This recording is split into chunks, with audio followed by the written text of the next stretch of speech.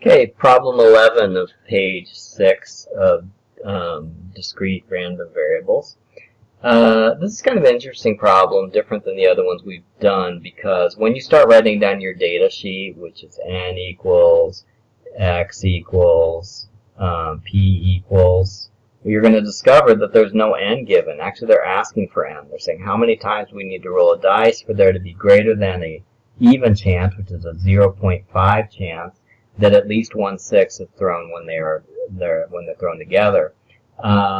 In this case, x is going to be the number of sixes, okay, and then p is going to be the probability that you get a 6, which is 1/6, right?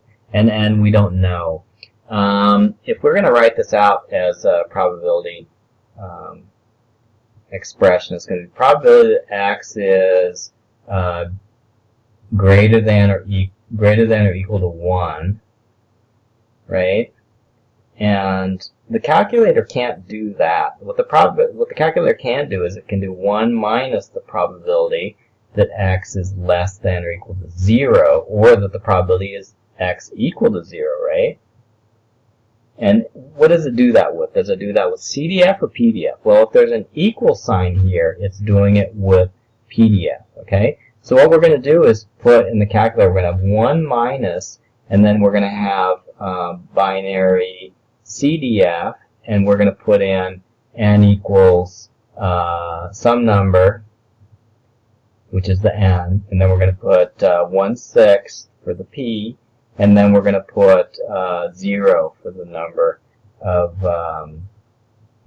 of sixes, and then we're going to see when does that exceed 0.5. So we're going to start with 1 dice, and we're going to work up from there. Okay, and so we're going to do it kind of by trial and error, and it seems kind of crazy, but with a calculator, each one of these attempts is going to be really quick. So we're going to do 1 minus, and actually we don't want binary CDF, we want binary PDF. So we'll do 1 minus, and then we'll go to second distribution, and we're going to go into binomial PDF, and we're going to put that there are, first we're going to just try one trial, and then we're going to say the probability of success is 1 divided by 6, right?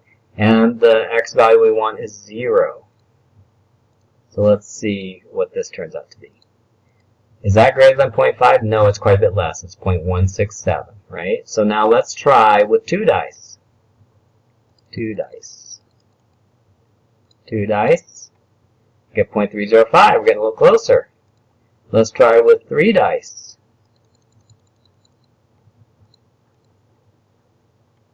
We have now 0.421. A little bit closer. Let's try with 4 dice.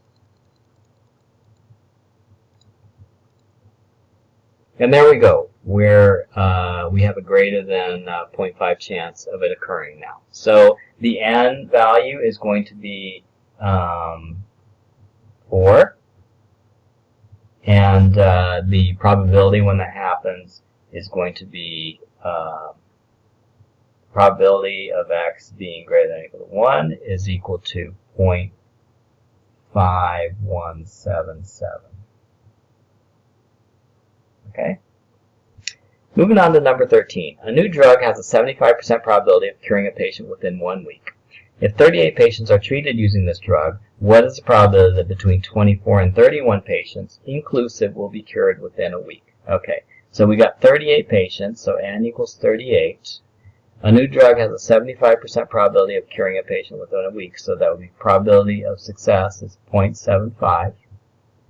And then, so it's saying what's the probability that we get 24 to 31 patients cured within a week? So probability, and x is going to be number of patients cured. So it's going to be probability that x is between 31 and 24 and 31, right? So how do we do this with the calculator? Well, remember, the calculator can't do x is greater than something, but it can do x is less than something. So what we could do is we could change this into a probability of x is greater than or equal to 31 minus the probability that x is less than or equal to, would it be 24? No, it would be 23, okay? So we can figure out these two separate probabilities with the calculator and subtract them. Okay? So let's do that with, would that be CDF or PDF? Well, since it's less than or equal to, it would be CDF, right? And so we're going to put here, oops, but it wouldn't be normal CDF. It would be, that's the next chapter. We're going to do binomial CDF. So, gosh, okay. Okay, let's get out. Okay, second distribution. And then we're going to the second page, binomial CDF. And then we're going to put in the number of trials, which is 38. And the P is going to be percent of cure, which is 0.75. And then the X value is going to be 31. Right? And then we're going to paste that. And we're going to get 0.872. And now let's see what this is for for 23. Instead of 31, we're going to do 23. And that'll give us a 0.0348. And then we're going to subtract one from the other. And that'll give us the probability that it's between 24 and 31, right?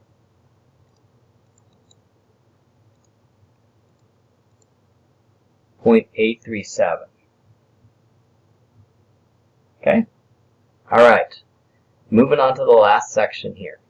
Suppose x is a binomial random variable with parameters n and p, so that x is distributed as a binomial experiment with the parameters n and p. The mean of x is np. Okay, so that's kind of just like the expected value. So it's very similar. So now it says write down the formulas for standard deviation and variance. So here they are. Sigma equals square root of np times 1 minus p in parentheses. And for variance, it would be sigma squared equals np times 1 over p in parentheses. And the book does not expect you to know how these are derived. Okay? So let's go to number 1. Suppose that x is distributed as a binomial experiment with parameters n equals 6 and p. For each of the following cases, find the mean and standard deviation of the x distribution. Let's do that first. So we know that the mean is found with np. So n is 6 and p is 0.5 for this case. So for this one, mu is going to be equal to 3, right? For this one, mu is going to be equal to 6 times 0.2, which is 1.2. And for this one, mu is going to be 0.8 times 6, which is 4.8. What about the standard deviation? So the standard deviation for this one is going to be 6 times 0.5 times 0.5, which is 6 times 0.25. Oops.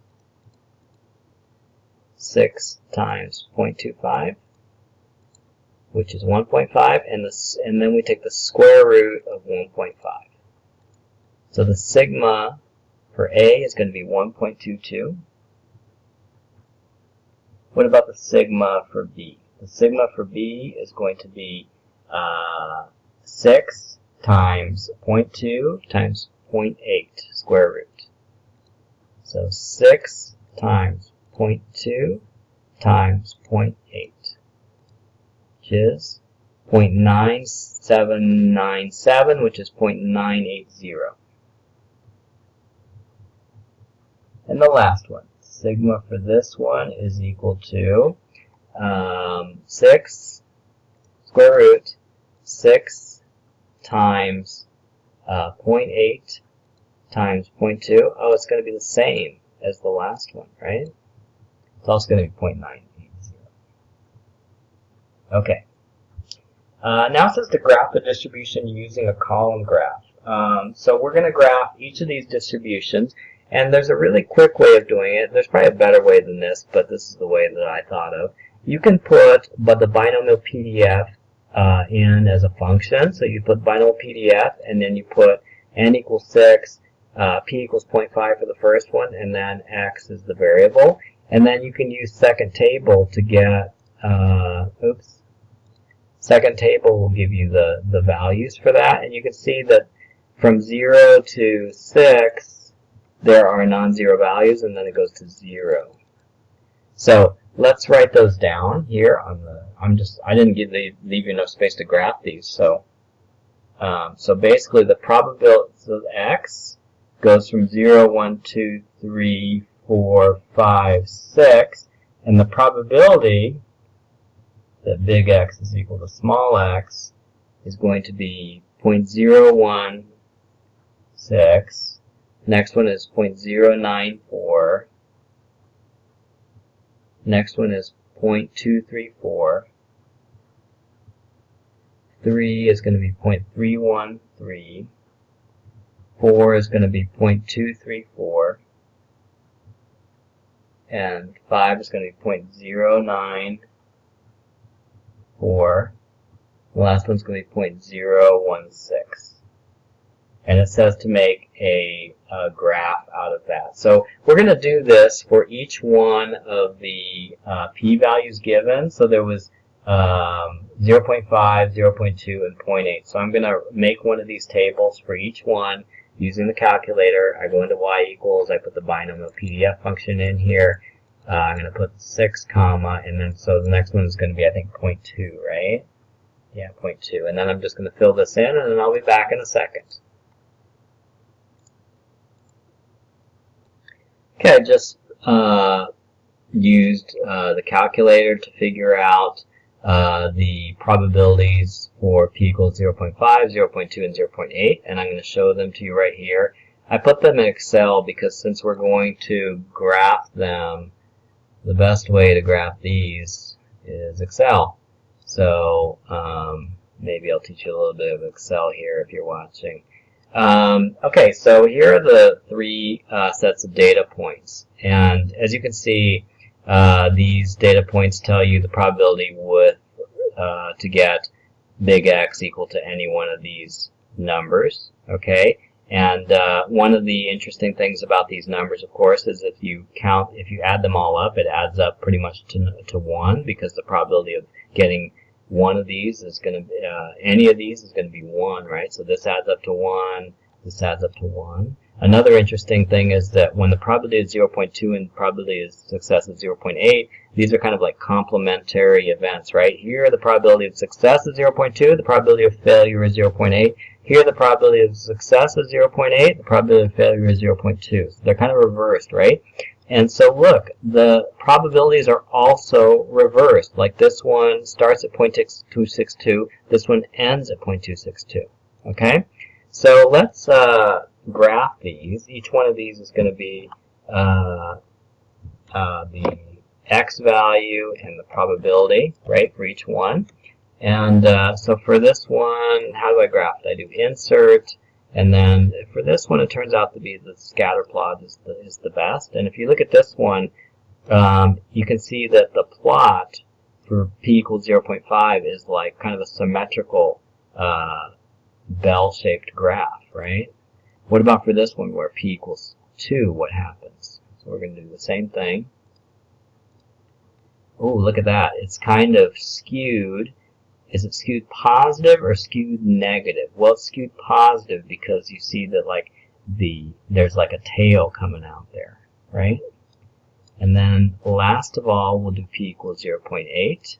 Again, insert, plot.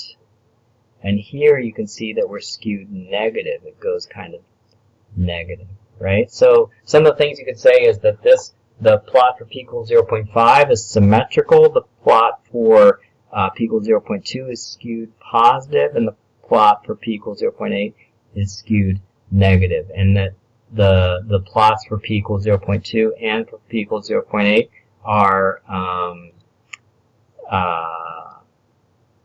mirror images of each other, right? So that was our Excel lesson for today. Okay, and then now we're going to go back to the very last problem. Bolts produced by a machine vary in quality. The probability that a given bolt is defective is 0.04. Random samples of 30 bolts are taken from the week's production. If X is the number of defective bolts in a sample, find the mean and standard deviation of the X distribution. Okay, so this is another example of one where it's kind of confusing whether the probability is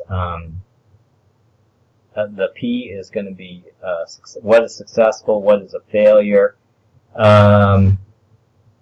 In this case, they're looking for the number of defective bolts.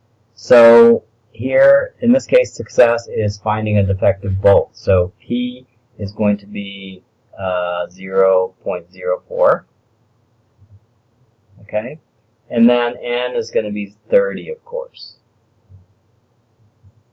Okay. So if we just want to find the mean and the standard deviation, we're not actually looking for a specific number. We're going to find that the mean is equal to 0.04 times 0.96 times, oops, sorry, it's 0.04 times 30, right?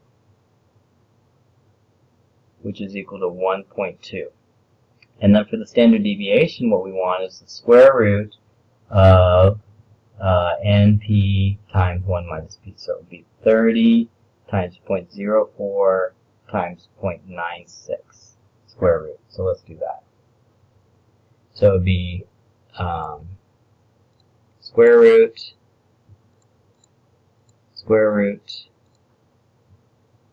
N, which is 30, times 0.04 times 0.96,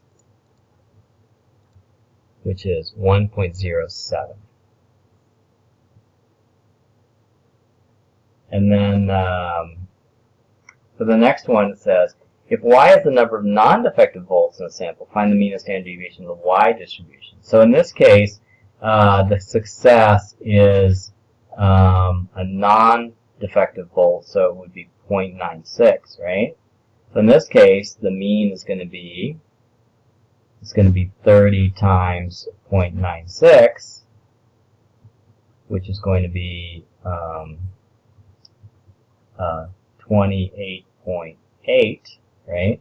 And then the standard deviation is going to be the square root of 30 times 0.96 times 0.04, and you can see you're going to get the exact same value you did here because we just have the 0.04 and the 0.96 inverted, so we're going to get 1.07 also. Okay, so I guess the whole point of this problem is just to show you that if you have the exact complement for P, then you're just going to get the same standard deviation.